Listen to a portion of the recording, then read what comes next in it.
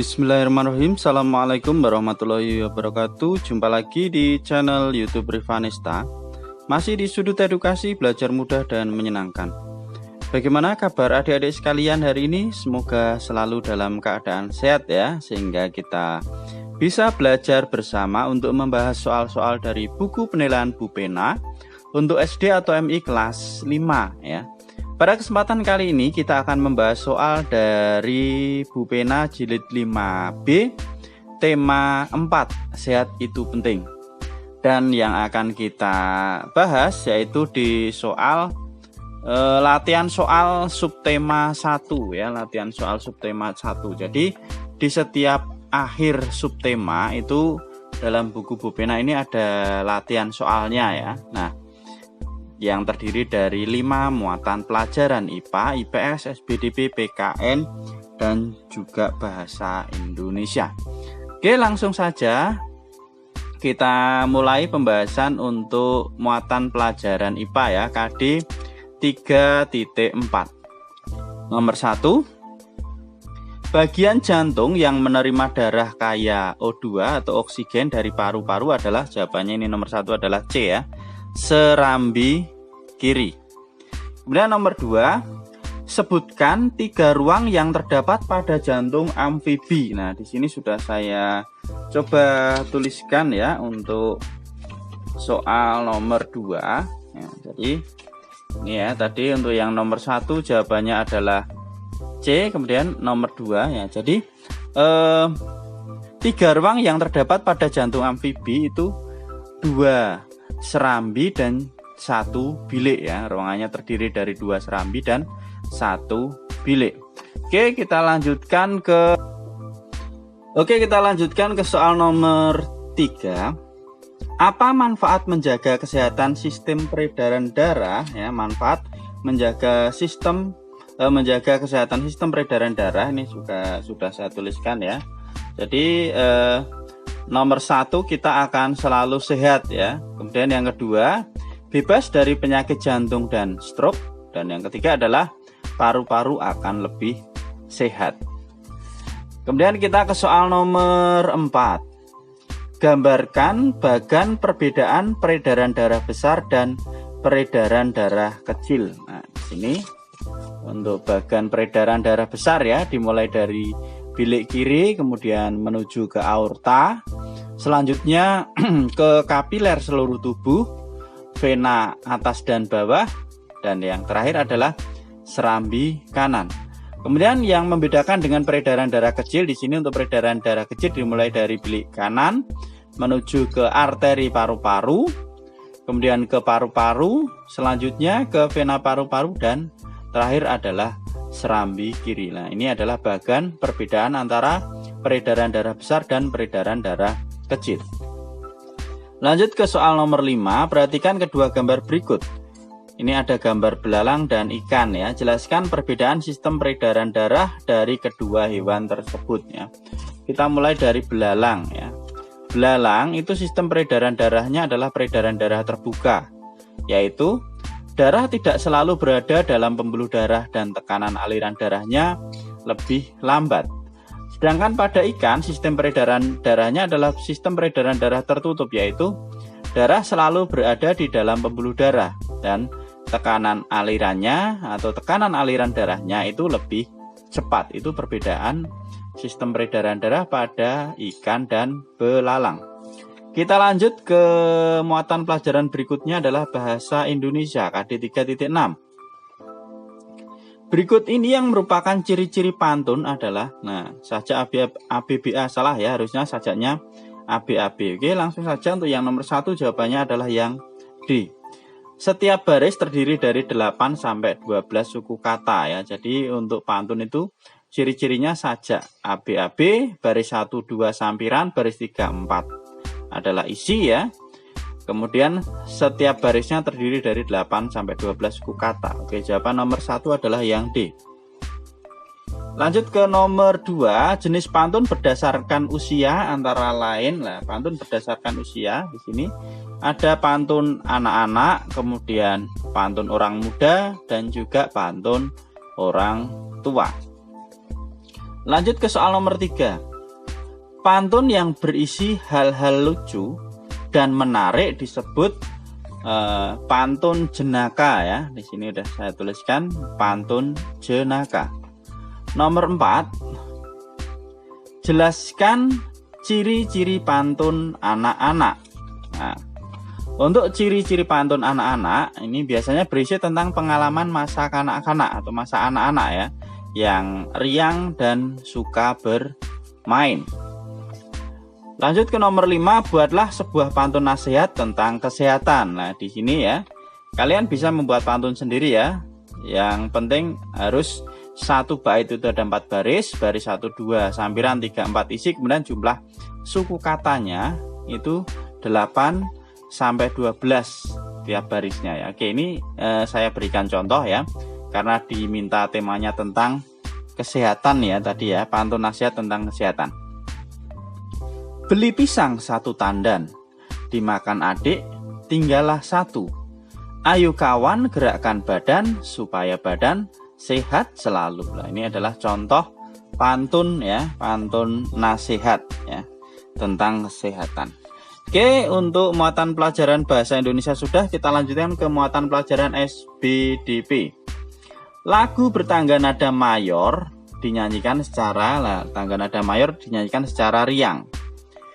Nomor 2, contoh lagu bertangga nada mayor adalah contoh lagu bertangga nada mayor itu ada Indonesia Raya, ada Hari Merdeka ya. Jadi dinyanyikan dengan penuh semangat dan riang. Ini jawabannya Indonesia Raya, ada Hari Merdeka. Kemudian untuk yang nomor 3, contoh lagu bertangga nada minor. Nah, tangga nada minor itu biasanya yang khidmat ya.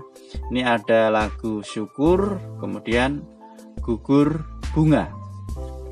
Nomor 4, tangga nada mayor memiliki pola interval. Nah, tangga nada mayor pola intervalnya adalah 1 1 setengah, 1 1 1 setengah. Ini tangga nada mayor. Sedangkan untuk yang nomor 5 pertanyaannya adalah tangga nada minor ya. Interval tangga nada minor. Nah, di sini untuk intervalnya 1 setengah, 1 1 setengah, 1 1. Nah, ini interval untuk tangga nada mayor dan juga minor ya, nomor 4 dan nomor 5. Oke, kita tinggalkan SBDP, kita menuju ke soal PKN. Pernyataan berikut yang benar adalah, nah ini jawaban yang paling tepat adalah yang B ya. Setelah melakukan kewajiban kita akan memperoleh hak. Nah, kalau yang A sebaiknya hak didahulukan daripada kewajiban, ini salah. Tanggung jawab adalah sesuatu yang harus kita terima. Yang harus kita terima itu namanya adalah hak ya, bukan tanggung jawab. Hak lebih penting dari kewajiban, ini juga kurang tepat. Jawaban yang paling tepat adalah yang B. Kita lanjut ke soal berikutnya. Kita balik terlebih dahulu. Oke, di sini soal nomor 2. Tuliskan 2 hak anak di rumah. Nah, contoh hak anak di rumah itu apa aja? Oke, di sini mendapatkan kasih sayang contohnya, kemudian mendapatkan perlindungan. Ini contoh hak anak di rumah. Lanjut ke soal berikutnya nomor 3, tuliskan 3 contoh kewajiban sebagai warga masyarakat ya. Contoh kewajiban sebagai warga masyarakat ya. Ini yang pertama, kita harus menjaga kebersihan, kemudian menjaga keamanan. Yang ketiga, kita harus mematuhi peraturan yang berlaku, peraturan yang ada di lingkungan masyarakat tentunya ya. Kemudian nomor 4, apa akibat jika ada warga yang tidak melaksanakan kewajiban dan tanggung jawab? Lah, gimana akibatnya kalau tidak melaksanakan kewajiban dan tanggung jawab? Nah, biasanya warga tersebut akan dikucilkan oleh warga masyarakat lainnya ya. Kemudian nomor 5, tuliskan masing-masing 2 contoh hak, kewajiban, tanggung jawab di sekolah. Ini di materi juga sudah ada, tapi ini saya pisah-pisah ya. Untuk haknya apa, kewajiban apa, tanggung jawab apa. Contoh haknya ya, mendapat bimbingan dalam belajar, kemudian mendapatkan nilai. Kewajibannya apa? menaati peraturan di sekolah, kemudian melakukan piket kelas, dan tanggung jawabnya misalnya tidak membuat gaduh di kelas, belajar dengan rajin dan sungguh-sungguh. Nah, itu untuk soal nomor 5. Nah, sekarang kita ke muatan pelajaran IPS ya. Berikut ini yang merupakan contoh interaksi individu dengan kelompok adalah, jadi individu berarti satu orang, dengan kelompok berarti beberapa orang ya. Untuk nomor 1 yang IPS jawabannya adalah yang A ya. Guru mengajar di kelas berarti satu orang dengan banyak orang ya. Kalau pemain catur sedang bertanding berarti itu individu dengan individu karena 1 lawan 1. Kalau 2 tim sedang bertanding sepak bola berarti ini kelompok dengan kelompok. Anak sedang berbicara dengan ibunya, ini individu dengan individu. Maka jawaban yang paling tepat adalah yang A. Oke, kita lanjut ke soal berikutnya nomor 2. Interaksi sosial adalah, nah ini interaksi sosial adalah hubungan timbal balik antara 2 orang atau lebih, itu disebut dengan interaksi sosial. Lanjut ke nomor 3. Bagaimana cara manusia berinteraksi? Cara manusia berinteraksi yaitu dengan cara yang pertama berkomunikasi dengan orang lain, dan yang kedua adalah melakukan kegiatan bersama. Lanjut nomor 4. Jelaskan 3 interaksi sosial beserta contohnya. Nah, ini tadi interaksi sosial ada individu dengan individu, individu dengan kelompok, dan kelompok dengan kelompok. Oke.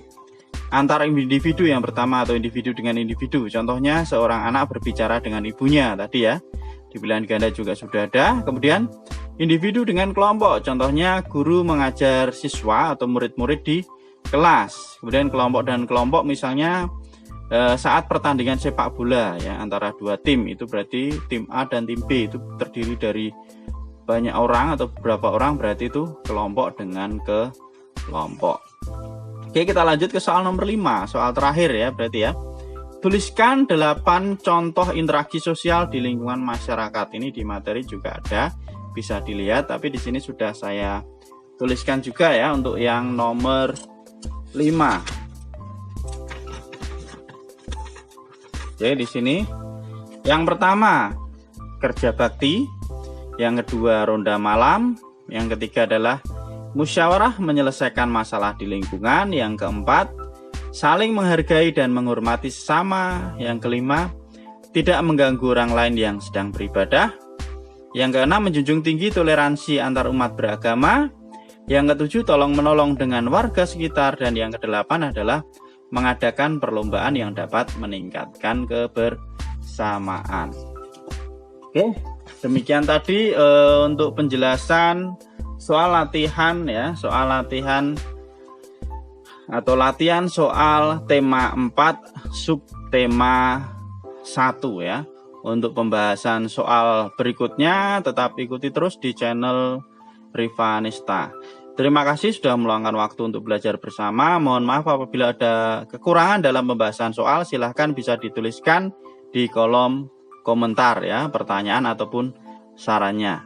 Sekali lagi terima kasih dan mohon maaf, saya akhiri. Assalamualaikum warahmatullahi wabarakatuh.